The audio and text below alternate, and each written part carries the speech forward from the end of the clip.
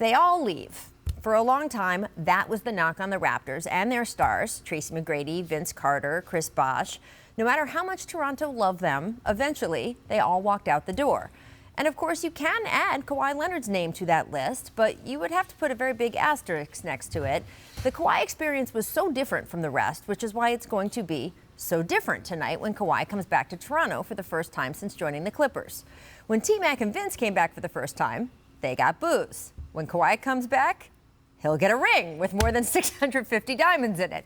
A little difference there, part of an elaborate pregame ceremony in which the Raptors will honor the man who led them to their first ever title. Now, at shoot-around this morning, Kawhi said he wouldn't be surprised if he also heard some boos, but honestly, I can't imagine it. Yes, Kawhi is the first Finals MVP to leave his team less than a month after winning a title, but he did it without any spite. And he also made a point this morning of saying how strongly he did consider staying. I gave a big consideration. I took my time like I did. I didn't hurry up and make a quick decision. I talked to the front office in deep detail, and it was a hard choice to make. The truth is, everyone in Toronto knew from the start that more likely than not, they were on borrowed time. Kawhi wasn't drafted there, didn't ask to come there, only had a year left on his deal when he was jettisoned up north as part of that ugly divorce from the Spurs. And the entire time he played in Toronto, he never, not once, fell into the trap that some players do when they feel pressure to please the home fans. He never made any promises about the future or even discussed it publicly, never gave anyone false hope. What he did do, though, was buy in. He listened to the coaching staff. He bonded with his teammates. Who can forget this amazing moment with Serge Ibaka? I'm here with Fun Guy. What's tomorrow? Fun Guy, what's up, baby? What it do, baby? Yeah, you already know.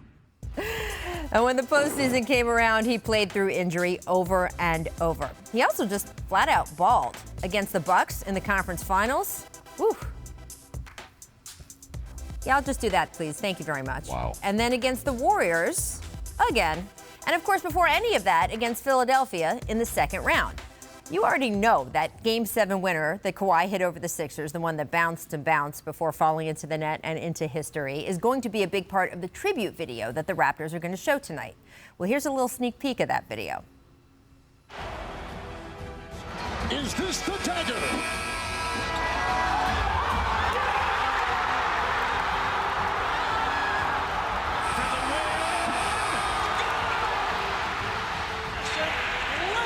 Puts it down. Wow, what a shot! Kawhi knocks.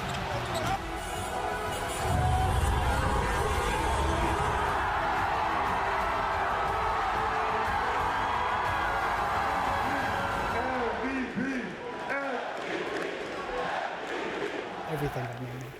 Shout out to the Raptors video staff. That was great. And what I love most about the way they cut that was it showed just how connected Kawhi became with the fans there in such a short amount of time. They gave him their once broken hearts. They let his triumphs become theirs. They even schooled him in the ways of horticulture. Well, when you see him, tell him I got a house warming gift. Tell him I love him. I will. What kind of plant is that? Tell him thank you for the shot. What kind of plant is that? It's a plant for Kawhi. It's a Kawhi plant. I mean, come on. The fact that plant guy actually got to give Kawhi his plant at the championship parade, that will forever be the stuff of legend. It was a brief partnership, but it was a true partnership. And because of that and the championship banner hanging in the rafters over tonight's game, it is a forever partnership that can't be touched by Kawhi leaving or anyone else leaving ever again. So, Scottie, when you look at what Kawhi was able to accomplish, what he had with the Raptors, that camaraderie we saw in those glimpses of the parade, do you think he made the right choice by going to the Clippers? Or do you think, look, the Raptors have been good even without him this season, that he should have stayed in the East and defended his title?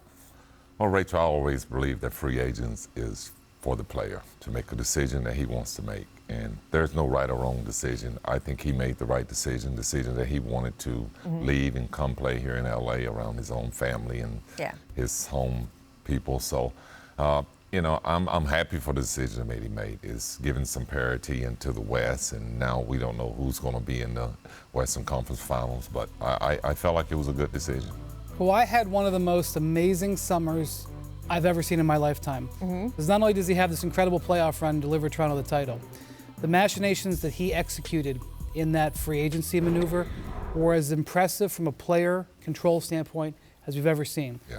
Coming home to Los Angeles, where he obviously wanted to be, or Southern California, getting the Clippers to make a trade for the player that he wanted, his handpicked player, not on the team, not even a free agent, right, to make that happen, and to come to a team that is set up to be successful for the long term, and we can't predict the future. I thought it was an incredible act, and I would advise everybody ever in the future, never, ever underestimate Kawhi Leonard in anything. This man is special, and he's smart, and he's cunning, and he's a killer. Absolutely. And so that's why I think whatever he wanted was the right he could do. decision.